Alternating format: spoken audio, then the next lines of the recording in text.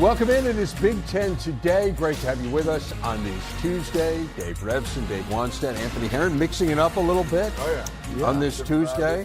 I was winning, so, what are we going to do? Figure out my face Yeah. a little earlier in the week. Bring Herron in earlier. Oh, yeah. You're going to have to hear the that the whole show, Absolutely. This will be fun. I thought, now this is, you guys are welcome to, if you have other ideas, suggest it. But I thought we'd lead off the show with Michigan and Ohio State. You guys feel like that's It's a game of significance. Okay, A all lot right, of folks all are right. playing, but that's the one that I think the most. because it is a eyeballs. democracy around here. So, Okay, if appreciate there hearing was, that. If there were Not sure I objections. believe it, but yeah. Sounds Let's good. get to the big story, and what a matchup it'll be. The 12th time they have met with both in the AP Top 5. That's the most of any series in the nation. First time they met with both undefeated since 2006. And how about this?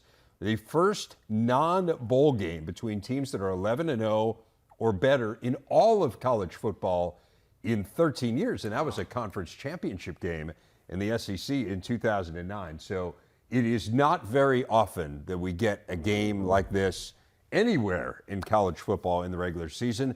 Let's break it down a little bit. I want to start when Michigan has the ball. So Wolverines matched up with Ohio State's defense. What interests you? Well, we all know, it's not a secret that Michigan wants to run the football, and the health is a concern this week. You hate talking about players, is Blake Corum going to be healthy? Where's Edwards been, the last week or two? Obviously injury, will he be back? But I really think that, we know what Ryan Day was saying, and it was because of this offense of Jim Harbaugh. Physical. And that, to me, is going to be the first sign of the success that Michigan have. Now, the other side of that is they are going to have to throw the football.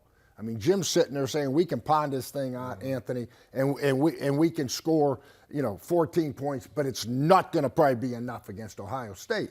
So we're going to have to throw the ball on offense.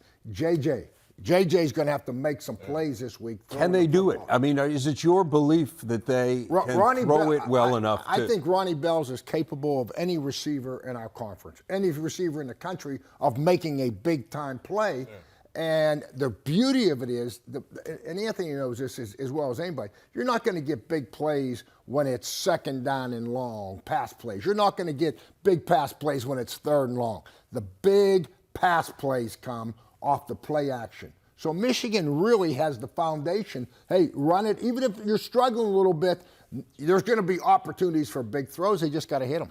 And I really think that the fact that we haven't seen Michigan necessarily even attempt that so much up to this point in the season, when they have, it hasn't been as successful as folks like myself thought coming into this season, where there was so much personnel that had been lost by Michigan since last year. I kind of thought all right, we got all this experience that returns on offense for the Wolverines. Then what will that end up spelling for Michigan? And I thought that the pass game would end up being a much bigger part of their offensive success this season than it has. And it's not like there's not the arm strength there for J.J. McCarthy, but the consistency of accuracy, the arm talent, and certainly a part of the blame goes to the wide receivers as well. How consistently are they separating? So it's kind of this perfect storm of why Michigan's passing attack hasn't been as successful as we thought. But there's a template last week for some of the success that Maryland had, because we know J.J. McCarthy is a guy with a multi-dimensional sort of skill set. He can extend plays. He can fire it down the field. He's willing to do it. Can he take advantage of attacking Michigan's secondary in the way that we saw Talia Tagovailoa able to do? You know what? Let me ask Reverend. Yeah. You're the expert here. Oh, no. No, really. No, last year at this time, we sat here and we said when J.J. McCarthy comes into the game, the biggest reason was his athleticism. Yes, and his absolutely. possibility or his ability to be able to run the football from the quarterback position, which was a different little additive for that offense. Do you think that that's going to be a bigger part in this game? Does that show up this game? That's where I think it's really interesting, really, with both of these quarterbacks, right? J.J. McCarthy is much more of a running quarterback than C.J. Stroud is, but we saw Ohio State sprinkle it in a few times when they needed to, most notably in the Northwestern game. J.J., it's been pretty limited. There have been a few weeks where we've seen it by comparison to expectations. Absolutely. Yeah, right. I agree. So then this is where I turn it back to you as a coordinator. Obviously you're a coordinator on the other side of the ball, but just kind of the notion of, do you hold something back from when you were a head coach? Hey, we've got something. we know that there's an advantage here. Let's not show too much of it because we don't want it to be a focal point for them in preparation. So, I mean, I put it back on both of you because I don't see, I mean, just to finish that point, right? Like Michigan, if Michigan were capable of big plays in the pass game, I feel like we would have seen them by now, right? Yeah. Ohio State gave up 6 passes at 25 yards or longer last week.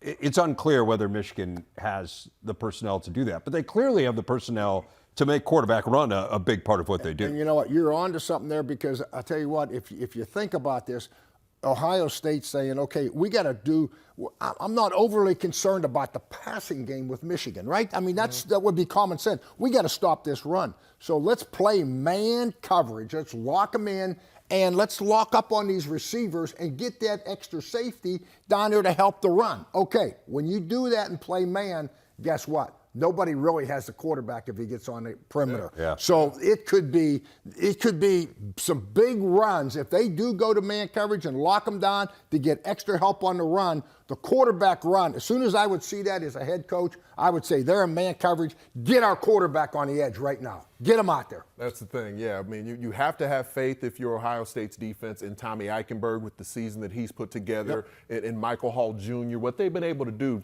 to stymie the opposing run and then get some additional help on the back end when necessary. But on the whole, until Michigan proves otherwise, you should be comfortable and confident as Ohio State to lock up in man on the back end. And that's where the legs of J.J. McCarthy from a called variety. It's one thing to extend the play, but to have the QB run be a more called portion of Michigan's offense even if Blake Corum's healthy. Like, you know, how are you getting the Heisman caliber version of Blake Corum? If Donovan Edwards is there, he's been more effective as a pass receiver than he has as a runner for the bulk of the season anyway. I want to get to when Ohio State has the ball, but the other thing that really strikes me, too, that was a huge component of Michigan's offense that hasn't been lately just because of injuries, tight end play.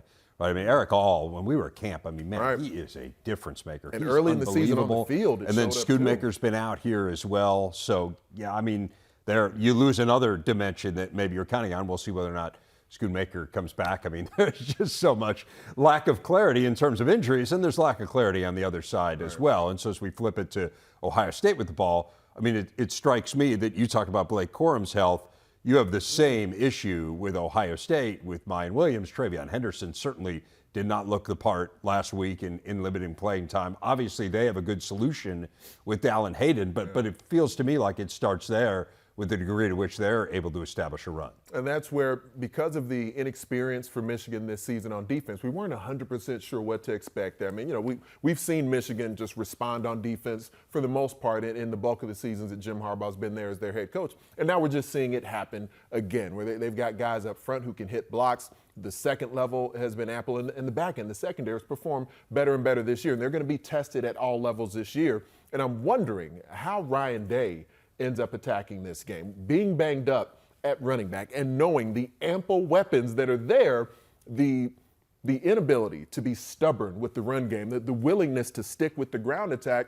That's been, for me, probably the biggest critique I've had of Ryan Day up to this point. He addressed it over the offseason with the approach really leading towards this game. And will you go toe-to-toe with Michigan on the line of scrimmage? Is that even the best formula for Ohio State in this game, being banged up in the backfield? I think it does end up calling that into question a little bit, just schematically, game plan-wise, because all these adjustments Ryan Day made were leading towards this week to say we're going to be tougher on the line of scrimmage, offensively and defensively. And now you're wondering if the run game is even capable of that because you're so banged up at running back. Yeah, I don't think it has to. I mean, I really don't. If I'm Ryan Day, we're going to win this game because we're going to throw the ball. And I would throw it first. Everyone says we got to run it, and the run sets up the pass. Well, guess what? Not with Ohio State, and not in this game, in my opinion. I would throw it first and then come back to the run. This is history we're witnessing right now. I've never heard Dave Wanstead say you've never heard lead with the passing game. 17 years as head coach, I've never said that in a staff meeting. I promise you that. It's a lot easier when your job doesn't depend on it. Absolutely. I never had C.J. That's Stroud. Ryan's problem. It doesn't work out. I never had Harrison. I never had C.J. Stroud. Yeah, no, for sure. I mean, that's obviously where they're talent is concentrated, right, no question. And when they do run the ball, and we had a discussion on this a couple of weeks ago, and I was talking to Joe Klatt, and he went through all the technical stuff when they played Indiana and ran the ball so well. That 70% of their runs were inside. They went away from that zone, outside zone a little bit, and ran downhill with the leads and the powers and stuff like that. I would come back to that. Run the ball inside. Don't try to stretch Michigan, because they can run too well, and they're going to be in a two-safety look. I mean, to defend the pass, whether it's quarters with safeties or half with safety, they're going to have help back there where the safeties can help on the perimeter, but they really are not going to be much of a help inside. So I would run the ball inside when I run it, and I would throw it. I would come out well in that football. I've been having a discussion so far this week on Big Ten Radio, and everyone we've had on the show up to this point seems to think the pressure in this game is decidedly more on Ohio State's sideline. And I get that, but I don't know. I don't necessarily feel like Michigan should sort of be left off the hook from a pressure and an expectation perspective going into this, because last season there's still sort of a conversation as though last season might have been a blip. And Ohio State is annually amongst the college football playoff discussion. They are the elite of the elite. And Michigan now, in my opinion, has an opportunity to validate last season. Whether it's necessary or not, I think there's a discussion to be had about that. But in perception, to get back-to-back wins against Ohio State for the first time this century would mean something. It would pay dividends for Michigan football. They're certainly capable of it, and I'm surprised at the notion that seems to be out there that Ohio State is the team that goes into this with something ample to prove, and Michigan in some ways does not, because they're banged up and because they're kind of discounted, and Ohio State is some decided favorite. It surprises me that there's this view that maybe the pressure isn't on Michigan. Well, I don't want to go too far down this road, because I do want to get you guys playoff rankings before tonight. But I guess I would just say that I think the pressure's more on Ohio State, simply because were they to lose for a second straight year, then all of a sudden you could say, well, the balance of power has shifted. Yeah. Whereas were Michigan to lose but go toe-to-toe with Ohio State, you could say, well, we closed the gap significantly. One year we beat them, one year we didn't beat them, but we're right there with them. That would be my interpretation. But Ohio State is still why. Amongst the elite of the elite, even if they lose this game. Michigan is still working to earn that level of credibility. Well, that historic they're in the top four in the playoff rankings for a second straight year. I mean, I guess. And if they lose to Ohio State this Saturday, people are going to say, told you. See, that weak non-conference slate, it was all this mirage, this smokescreen that's there. I think there's a lot of pressure on the Wolverines also. Last point, and I'm not going to say throw it first again. I still can't believe I said that. I mean, that's what I thought believe. my ears were going to bleed. I had no idea that was coming out of your mouth. Usually in big games like this, it's not the team that makes the most great plays, even though I'm saying throwing it. It's usually the team that makes the fewest amount of bad plays. You know what I mean? That goes into penalties at critical times, a la Illinois. That goes turnovers and so forth. So keep an eye on that, because both teams, and I'll close on this, have field goal kickers that are capable of winning the game at the end. Both of them got really good kickers. Ohio State's had some penalty issues, most notably last game, and Michigan almost never turns the ball over. So I mean, when you talk about kind of mistakes, maybe to a certain extent that favors the Wolverines. Okay, it is Tuesday. We've got the playoff rankings coming out. I don't think there's a huge amount of contention this week, but there are some interesting discussions on the margin. This is what you have here, Wani. I would say Alabama at 6 is probably the most interesting part of it. Why? Well, Alabama, if you look at what Alabama's done in that conference, they are first or second pretty much in defense in every category. And they have, Bryce Young, a top 3 quarterback, Heisman Trophy winner from a year ago at quarterback. They're capable of beating anybody they play on any Saturday. That's why I put them there. And I love USC. Now, USC this week, we're going to find out. They go beat Notre Dame. You keep an eye on USC. They're going to be in a serious hunt. Yeah, we're consistent across the board with our top 5. Can I say something? Yeah. Not to cut. No Clemson. It is so nice. Joshua, every week Joshua has Clemson, and I got to sit here for a month and talk about that. I'm sorry, Anthony. Go ahead. I saw that board and it took me back. So refreshing. Right. I mean, through the top 5, we're congruent there. But number 6, I think, like you said, Alabama is capable of beating. anyone they face, they've also shown they're capable of losing to the majority of the teams that they faced this season as well. So I'm not as impressed with the Tide and LSU. I think in some ways by default, but they did defeat Alabama. Yes, they did. Yes, so it was a I head-to-head feel like there. that's a little bit Yeah. with the same record, True. and they've got that head-to-head there. That's where I put LSU at 6 instead. It feels to me like USC is the team that is standing between the Big Ten and a really good shot at getting 2 teams in. Were USC to lose to Notre Dame or even lose in the Pac-12 championship game, it feels like the Big Ten would have a really good shot. But it's going to be hard. I mean, USC would Tennessee absolutely, losing was huge. Tennessee right, losing for was the Big Ten. enormous. Right. But USC, just were they to win, right? Were they to beat UCLA, which I already did, win this week against Notre Dame, and then win the Pac-12 championship game, I mean, man, that would be a really good 3 weeks. I think it'd be hard to deny them as You questionable almost as the feel like the defense is. committee wants, maybe it's their brand, right? And maybe it's because they're coming to the Big Ten, you know. Right. But it's almost like the committee, you can feel it out there when you talk to people that they want USC to be that team, you know? Can we count that yet? Like if USC makes the playoff, would it be a second Big Ten team making the college football playoff? And hey, I'll chalk it up. I can't say for sure, but we might put together a show 10 years from now that will look back yes. on their season. The retrospective Yes. on the Big Ten greatness. Yes, See all about exactly. that. So, Hawks will be playing for a spot in the Big Ten championship game, win, and they are in. If Iowa loses, Purdue would get in with a victory over Indiana on Saturday. If they both were to stumble, then Illinois could still go by beating Northwestern on Saturday. So let's break down each one of those matchups. They're the last 3 teams mathematically alive. They're Are we the sure, last like 3. Nebraska, Northwestern, Absolutely. So if they all lose, Wisconsin. Iowa goes. Reverend knows where Northwestern's at. Yeah, I'm confident Northwestern and Nebraska are not going. Yes. All right. Let's break down the matchup here. Let's start with Iowa and Nebraska.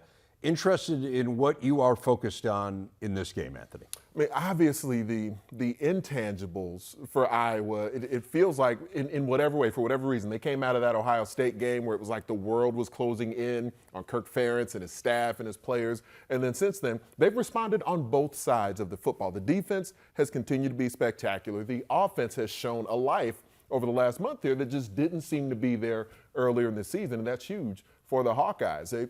They're a team that is coming off of their worst rush defense performance of the season by a long shot, but that's not the strength of the Cornhuskers. So limit their ability to complete the big pass play and play the game at your tempo. That has to be the focus for Iowa. Be able to play some shell coverage. Don't put, as much as Riley Moss loves man coverage, don't worry about man on the back end between Moss, between DeJean. Just make sure that they are not completing big pass plays, and Iowa should be in good shape. Yeah, this one, when early in the year when they were struggling a little bit, I remember making the comment, God, all their offense has to do is be good. This doesn't have to be a team that has a great offense. Right. Just be good. Average. And they weren't average. We yeah. know that. But now, the way Spencer Petras is playing, and now they're running the ball, and Sam Laporta, I can't believe that people haven't figured out that they got to cover him. It's crazy for a tight end, but week after week, they find ways. So, really, they've become offense is complementing the defense a little bit right now, and they don't commit penalties. They didn't have a penalty last week, right? They don't turn the football over, right. So that they play clean football. This is a tough team to beat. The only frustrating thing in this game is playing a team, Nebraska, on the road that really has nothing to lose. And I've coached in these games before. And now it's 4th down, okay, and 10, okay. You're saying get the punt return ready. We stopped them, and all of a sudden you see their offense on the field. They're going to go for it. Right. They're going to take some crazy chances. The unknown would bother me as much as anything if I'm Kirk Ferentz. With Iowa, it's not what I see. What I see, we can handle. It's what are they going to do that might be outside the box because of the situation. Right. I would think a lot of that would also be not only do they not have a bowl game to play for, but just the status of the coaching staff. Yeah. That they know that more than likely none of them are going to be back, or maybe a very few would be back. But to your point, you're kind of, hey, what difference does it make, right? Let's draw up some crazy stuff and have some fun and practice. Yeah, absolutely. Yeah, let's keep it light with the guys and not treat it like we're at some sort of a funeral. Let's have fun with it. Let's make this enjoyable experience for the last time in a rivalry game. All that makes sense, and Well, we were that's challenging. To give you an example, not to get into a story here, but I was at Pitt. My first year or two, we were really struggling. We were 5 wins. We were a lot like Nebraska was. And that last game, I had Darrelle Revis, who was an All-American, All-Pro corner for us. He always wanted to be a receiver. I says, guess what? This is you want to be a receiver. Good luck. Yeah. Okay. But so we put him in there and we had that little reverse pass and through. I mean, it didn't work, but it. That's the point that it livened up practice during the week. That's all the guys talked about, and it got them a little bit of energy, and that's what you're trying to do at this point. You almost treat it like a bowl week if you're Nebraska to some perspective, because you're not going to have a bowl game. And so to keep the players focused, to Dave's point, to have them locked in, you treat this as the Heartland Bowl, or the Heroes Bowl, just to make sure that the players will be in a position to attack this game, that they know there is some prize that's out there waiting for them. And I think that, Nebraska, because they are capable of the big play, that matters. And Iowa, to some extent, I think needs to seize control of the game early. You don't want to give Nebraska some life early on where they feel like there's an opportunity to win this game. You want your crowd to feel good and confident and like you're in control of the game as well, where we've seen when the offense has struggled at times, maybe that crowd at Kinnick Stadium hasn't always been the most pleasant place for the Iowa offense. And this is an opportunity to culminate this stretch of games that the Hawkeyes have been on right now, and you want it to go well early. And from a coach's perspective, when you're playing a team, when I was playing Minnesota, Kirk doesn't have to say a whole lot. The guy selling popcorn, he's ready to play, right? I mean, everybody understands the importance of this game. This is a game now as a head coach where you earn your money. I mean, you got to make sure that you are on point, and if you got to change some things up during the week or whatever you got to do to get the players' attention to make sure that they understand that this team is capable of beating us if we don't play good. And I don't think Iowa leads with the pass as much as Coach may want him to, but I will say this, man, for Spencer Petras, you're tagged with it now. You're labeled now. You're a pass-first coach. But I do think that the stretch of games that Spencer Petras has put together here has been an amazing response to, for almost a year where the Iowa offense just couldn't get out of first gear, and he was sort of the face of those struggles. We've seen the emotion that he's had in addressing it, everything he puts into this thing.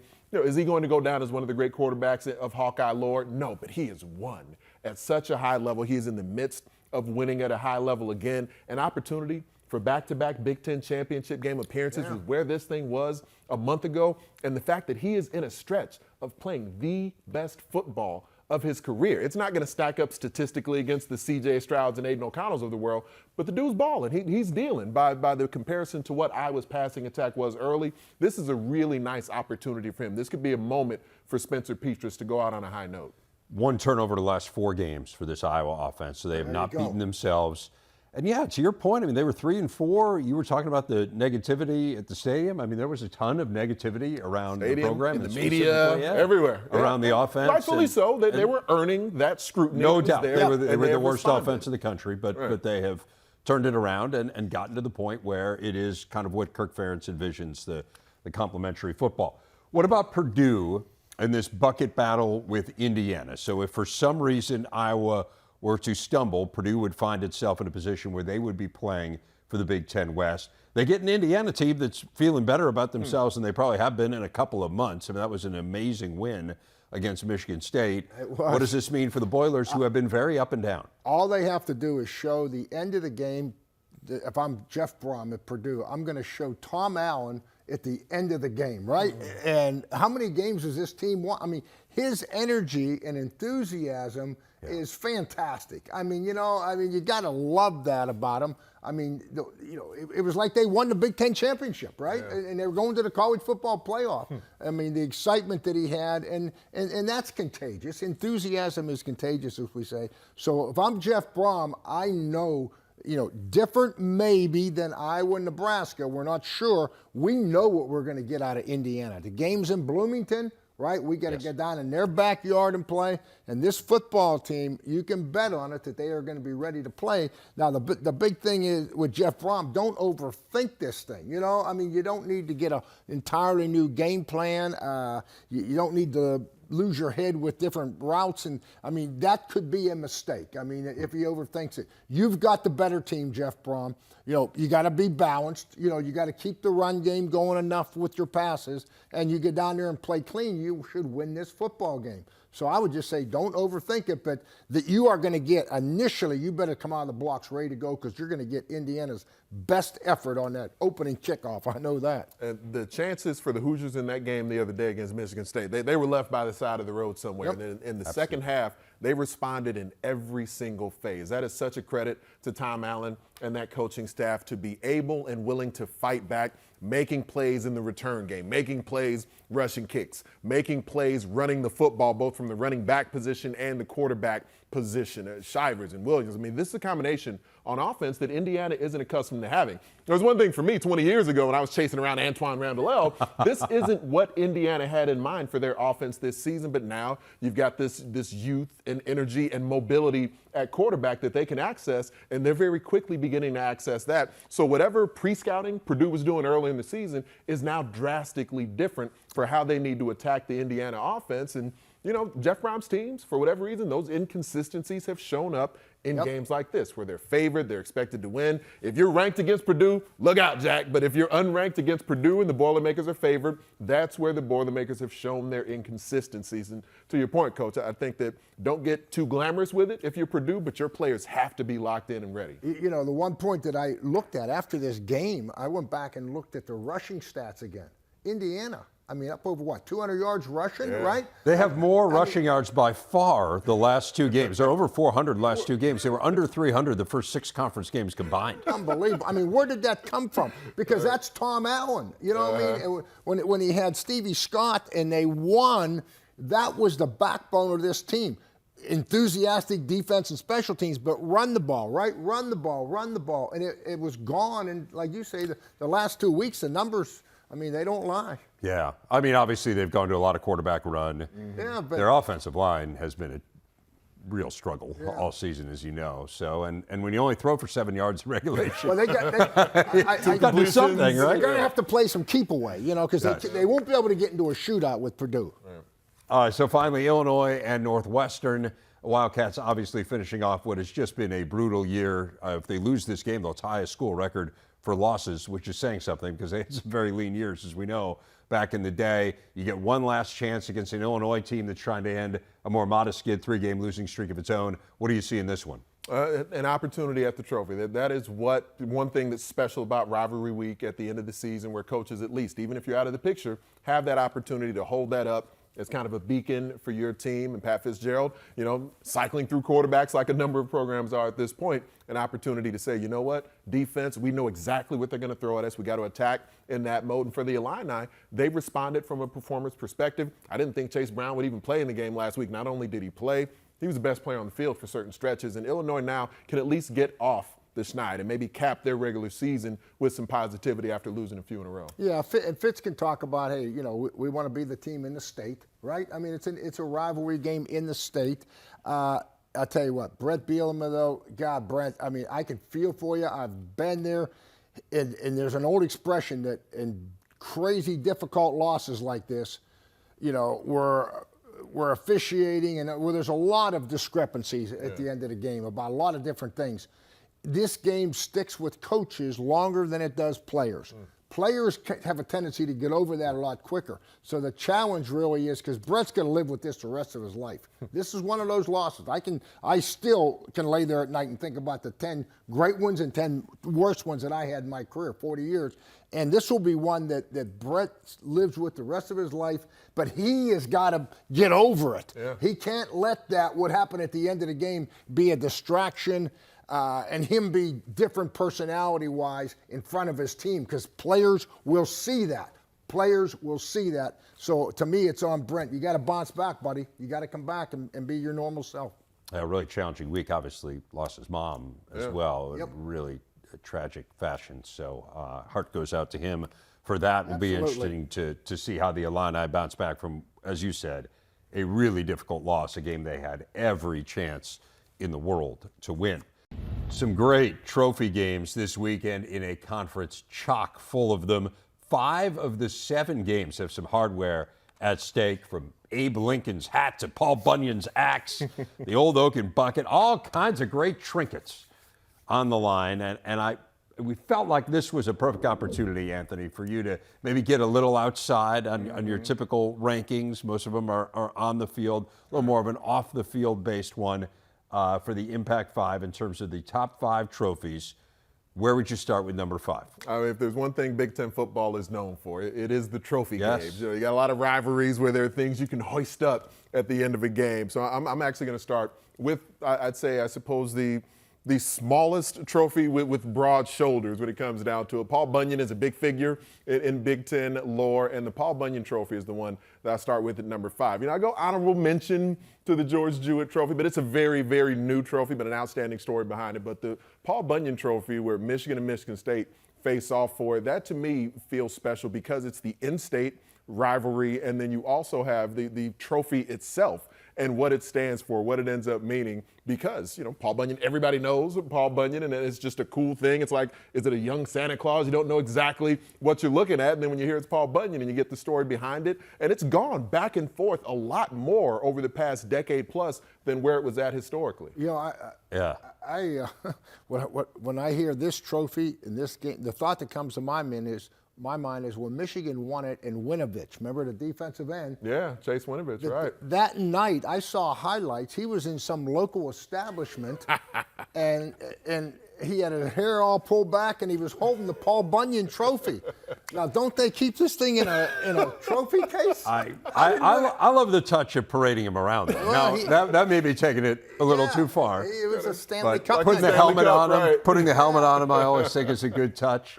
But yeah, it's a really good one, no doubt. Right, Okay, so yeah. if that's number 5, you set the bar pretty high. I What's have, number yes. 4? For me, number 4, and I'm factoring in storyline with part of this. And so when Penn State joined the Big Ten, they're trying to figure out who do we have Penn State match up with on an annual basis? Who is the main rival going to be for the Nittany Lions? And they chose Michigan State for that. And the Land Grant Trophy is what they play for. And it is this monstrous sort of monstrosity of a trophy that kind of combines photos and animals and trinkets on the top of it and all these different things. And it's enormous to be able to carry it off the field. But when you look at the story behind it, the first 2 land grant institutions in all of college sports from a university perspective. I just think that was a cool way to say that the Spartans and the Nittany Lions would have a way to match up. And then the trophy itself just has a lot of personality to it also. So it's not as old as some of these other pre-existing trophies, but I love the story behind it and making sure that when Penn State joined the Big Ten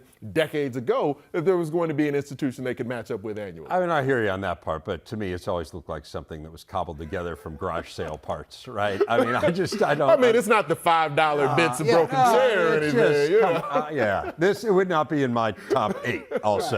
So Okay. I'm interested in where you're going from there. Well, so for number 3, I will go to a game I've gotten to call here in years past on the Big Ten Network. You're talking regional, you're talking location and geography, the old oaken bucket between Indiana and Purdue. Awesome. It's not about whether or not each team is in the Big Ten championship picture. That has certainly been the case at times in the past. But we know what it means for schools that at times have been more known for basketball than for football. But from a football perspective, for this trophy, and it's very compact, it's easy to hold up over your head, but it's sizable enough where it kind of feels formidable. So when the Hoosiers and the Boilermakers get it on the football field and the old oaken bucket is on the line, you know something special's happening. Well, both my daughters went to Indiana, so I've been Okay, to some local establishments in Bloomington, and they do. I would agree to you that they do talk about the old oaken bucket. It's So that's huge one that deal. that's Yes. one that you could talk about almost any and people. Yeah, I get that. I love the chain, too. Like, I think Yeah. the added element of the chain with the P's and the I's on it for which team wins, that's a pretty cool touch. I think it's Old Oaken Bucket's fabulous. All right, Could you're not back on agree more. track. Could not agree Where are you going more. with All number right, 2? Yeah, so for number 2, this one, when you get to the top 2, I felt like this could go in a number of different directions. And we've already heard from Paul Bunyan on the list, but I go to the Paul Bunyan axe at number 2 because, man, I mean, when you're talking about lore and majesty and you just have this enormous axe that Wisconsin and Minnesota play for, It looks very masculine. It looks very football-y. It's usually snowing after the game ends, and then the victorious team. It takes a dozen guys to wield this axe and fake like they're chopping down the goalpost afterwards. Two institutions of a very similar sort of, demeanor and personality between, the Gophers and the Badgers. So I just think, Paul Bunyan's axe and just the sheer size of it, it's got a great look to it. Agree 100%. That's a fabulous trophy. I love the goalpost part of it too. Here's where I'm confused. There are two fabulous trophies left, and you are at number one. So one of them. There's two fabulous trophies left. It is an Impact 5, and so we had to narrow it down to 5. And for my money, in my impression, I don't know that there's a lot of debate about what should be the top trophy out of any of these in the Big Ten, because hey man, Florida Rosedale, when you're talking trophies and when people have this image of what the most majestic trophy is, what the most representative trophy is, what the most difficult trophy is to lift and to yield, you just how could it not be Floyd of Rosedale? Shockingly heavy. You got swine, you're grabbing 100 pounds, couple 100 pounds? Oh, man, and just trying to lift it up just over under your 100, shoulder. right? Just under 100. I felt like it was 150. By then you've gotten done playing a football game, you're grabbing it from over your head. However heavy it is, man, you're talking about grabbing a pig statue off of some podium somewhere and yielding it in front of everybody, holding it over the crowd. Doesn't get much better than that, Coach. And it has a really good history, too, as a way to kind of try to sow some racial harmony, frankly, between the two schools. There had been a really ugly incident on the field, which led to originally a prize hog and then eventually became the trophy. I got to tell you. You prefer the live pig over the Well, trophy, I just think it becomes untenable after a while to continually give away a pig. Now, it is a indisputably great trophy. The Little Brown Jug? How do you leave the Little Brown Jug? This is the original Big Ten trophy. Has an unbelievable story. That's got some behind it. That's got some national. The Little Brown Jug's amazing. How do you not have a Little Brown Jug? Between that, the old brass spittoon, some of these things. Well, no, wait. A little bit I got one. How about the Illabuck? That used to be a live turtle also. That was a live turtle for a while. See, I needed information. I talked about it on this show, and I just haven't done my research enough. Yeah. Is that right? It was a live turtle. Illinois and Ohio State, Yes. correct? Yes. The Illabuck. The Illabuck trophy. Tortoise. Yeah, it's big tortoise. Yeah, I like that one too. I love the spittoon. Feels like it would have suited the Terps once they joined the Big Ten, but yes, the Illabuck is a good one. It does tend to teeter towards the Buckeyes. It does just a little more bit. than the Illini, so I think that, and that was a similar thing as far as Michigan and Minnesota. Minnesota has certainly won, the Little Brown Jug on occasion, but. Oh yeah, I remember interviewing Mace in my previous job on the radio. When he had just won the Little Brown Jug, and he said, I'm on my back porch with the Little Brown Jug. I bet. Yeah, he was having the time of his life. As frequently as some of these others that maybe go back and forth. Yeah. Well, it was a factor. Back on Big Ten today, and we had a conversation on the show yesterday with Howard and Nicole about some of the Big Ten awards which come out next week and how difficult some of these decisions are going to be. We talked about running back of the year, wide receiver of the year. The one that I really found fascinating, I actually found them all fascinating, but the one that I really want to get your opinion on as a coach is Coach of the Year. And kind of historically, the way Coach of the Year has been given out in the Big Ten has generally been based on who most exceeds their expectations. And I think by that regard, certainly if Brett Bielema's team were to win this weekend, perhaps they are the team that has done that. I think there's an argument to be made for Michigan being the team that most exceeds its expectations. The point was made about Ryan Day and Ohio State really overhauling, particularly on defense, and getting significantly better there. So interested in both your opinions, but I wanted to start with you on where you would lean. And I know we still have 1 week of games left to go. Yeah, I'll make two comments and then give you my pick. Ryan Day, I lived that. We went 2 years in a row where we were number one in the country, straight through, ranked number one from preseason on. At Miami. At Miami. Yep. And I know the pressure that Jimmy Johnson and that he felt as a head coach. You know what I mean? So Ryan Day has done a fabulous job. There's no question about it. You mentioned a new defensive coordinator, the changes, and just keeping the expectations of what the program should be. I look at Jim Harbaugh, though, and I would probably give him a little bit larger check just because two new coordinators, right? Quarterback controversy, the quarterback that takes you to the playoff last year and wins you the Big Ten, all of a sudden there's a quarterback change, and somehow you didn't lose the team and didn't have a hiccup, and lose a game during this not controversy, but during this change. The adjustment of two coordinators to come in and pick up and maybe in some areas improve on where you were a year ago. So, but I'll tell you, who I would give it to? Kirk Ferentz. Really? I think they're going to win this week, and they are going to be in the Big Ten championship game, and you are 3-4, and you are sitting there, and there is criticism that the game's passed you by.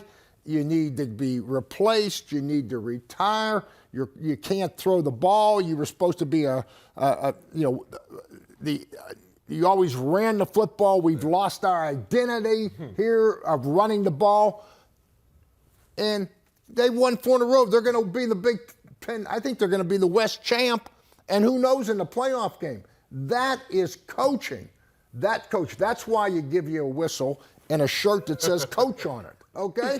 Yeah. So I could give it, and Brett Bielema and I are good friends. I mean, a lot of deserving candidates. Right. But I would give it to Kirk just for how he's turned his team around and lose some games, but never lose the team. He never lost the team. That's a huge part of having the big whistle. When you have that pressure to stand up in front of a group of individuals and still keep them along the same lines and have them executing. And so I think, if he wins this week and wins back-to-back West Division titles, there is a case to be made for Kirk Ferentz. I would actually say Ryan Day. Because, there was a stretch of the season where it seemed like Brett Bielema was a shoo-in, where the Illini ranked the first couple of college football playoff polls.